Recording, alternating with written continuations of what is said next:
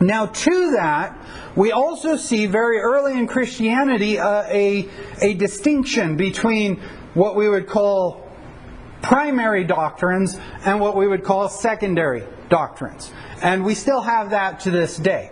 If you want to say that Jesus was not God, you and I, we really don't speak the same language at that point. I don't know how to then minister with you.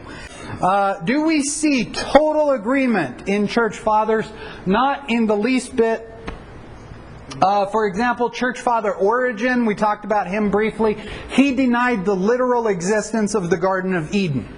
So the idea that literal creation and Eden and fall and Babel and flood and all of that is a new argument? No, it's an old argument. It goes all the way back here.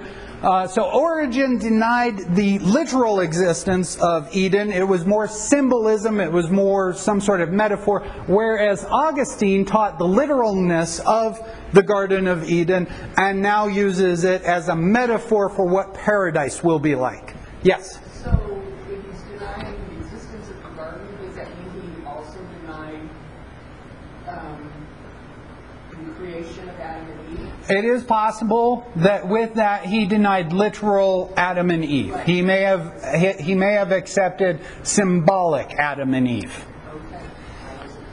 Well, and there, when we get into literal Adam and Eve versus symbolic Adam and Eve, and we come much closer to our day, C.S.Lewis denied literal Adam and literal Eve and accepted symbolic Adam and Eve. Now, that's an area that C.S. Lewis and I would have a long discussion about, but I'm not about to kick C.S. Lewis out of the church or submit his writings to the devil and declare his writings heretical.